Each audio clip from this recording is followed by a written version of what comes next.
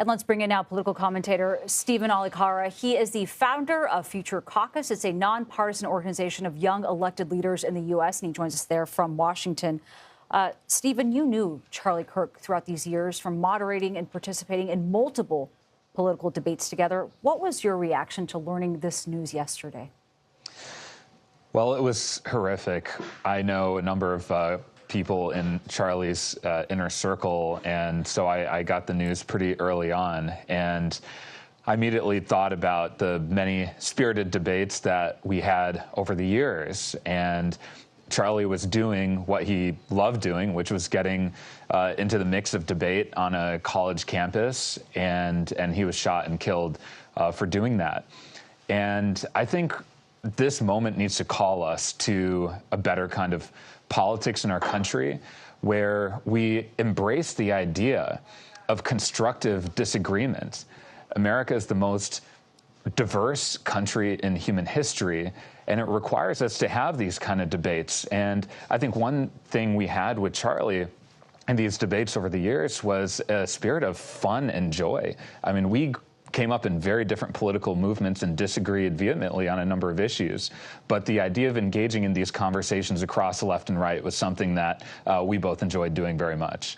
And Stephen, there's been plenty of discourse in these past 24 hours. Some, including the president, are blaming what they're calling the radical left for this shooting, despite no motive yet being released.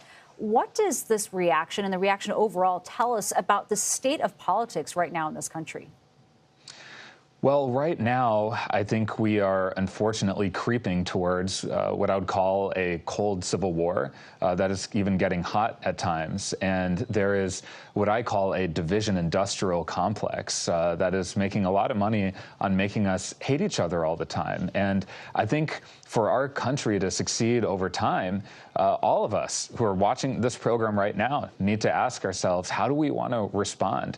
And I think we need to channel what Robert Kennedy said in 1968, when there was another set of political assassinations, which is to really channel an effort to understand, to listen, to empathize, and understand people who hear what I'm saying right now and say, well, how do I have those conversations with people who are so different than me, who are so extreme, who might even deny my own existence? And I understand those concerns, but I think one of the greatest weapons we have to the political divide right now is humanizing people who are different than us. And with Charlie, I had the chance to do that in a number of green rooms and get to know him as a human being first. And I think that really helped the quality of the debates that we had together.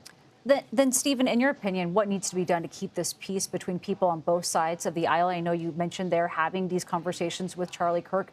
How do you go about having some potentially heated political debates without it resulting in violence?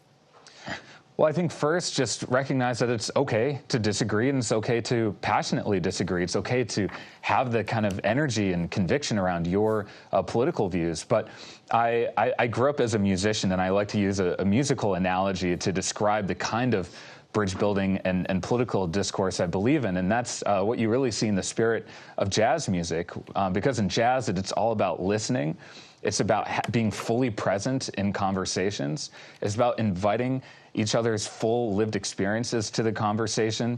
And it's about call and response, a true riffing on ideas. And I think American democracy at its best is like a jazz ensemble that's trying to play music, often from very disparate influences. And so that would be my main message today, is let's approach our political discourse like a jazz musician might.